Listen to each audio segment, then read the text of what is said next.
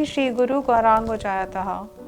आज हम श्रीमद् भागवतम के एकादश स्कंद के अष्टम अध्याय में दत्तात्रेय जी ने जो यदु महाराज को अपने 24 गुरुओं के बारे में बताया उसकी आलोचना करेंगे। अवधूत दत्तात्रेय जी कहते हैं, राजन, प्राणियों को जैसे बिना इच्छा के, बिना किसी प्रयत्न के रोकने की चेष्टा करने पर भी पूर्व कर्म अनुसार दुख प्राप्त होते हैं, वैसे ही स्वर्ग में या नरक में कहीं भी रहें उन्हें इंद्रिय संबंधी सुख भी प्राप्त होते ही हैं। इसलिए सुख और दुख रहस्य जानने वाले बुद्धिमान पुरुष को चाहिए कि इनके लिए इच्छा अथवा किसी प्रकार का प्रयत्न ना करे।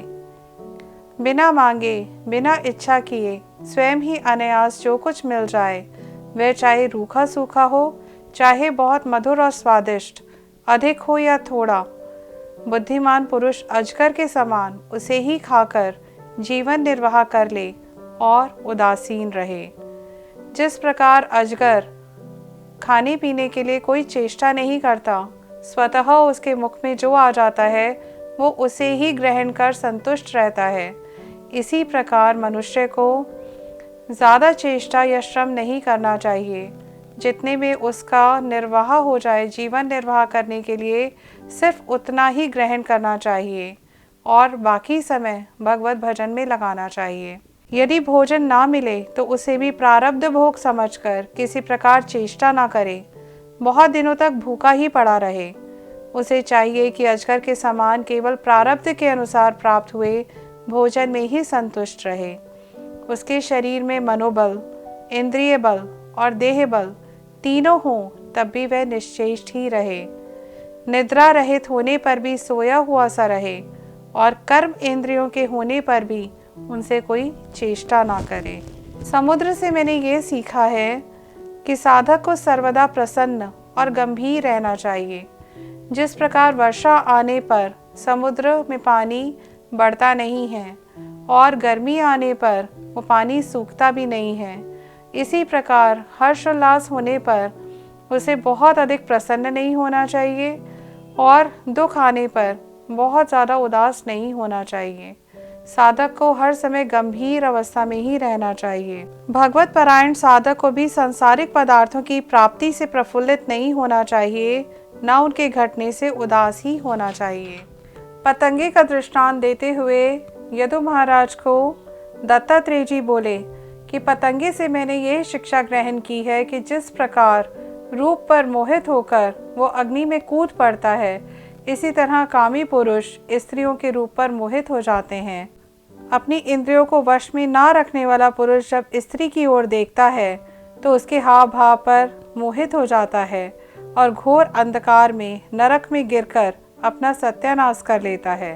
सचमुच स्त्री देवताओं की वह माया है जिससे जीव भगवान या मोक्ष की प्राप्ति से वंचित रह जाता है।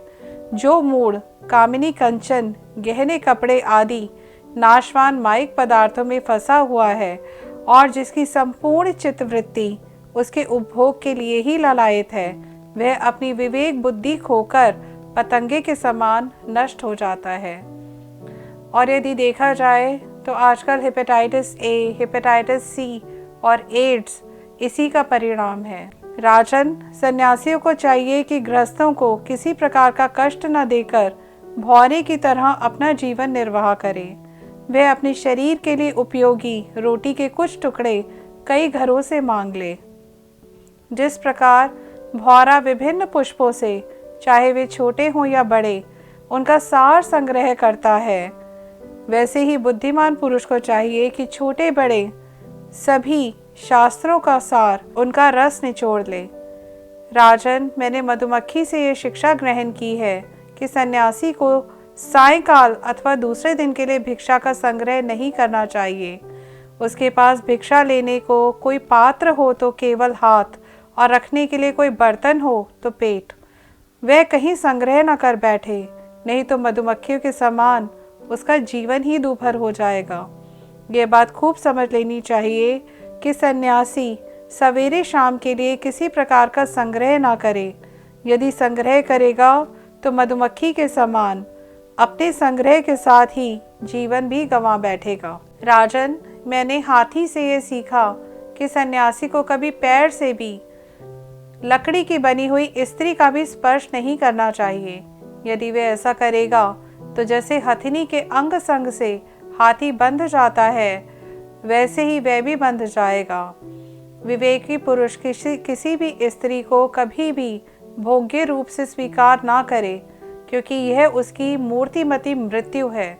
यदि वह स्वीकार करेगा तो हाथियों से हाथी की तरह अधिक बलवान अन्य पुरुषों के द्वारा वह मारा जाएगा।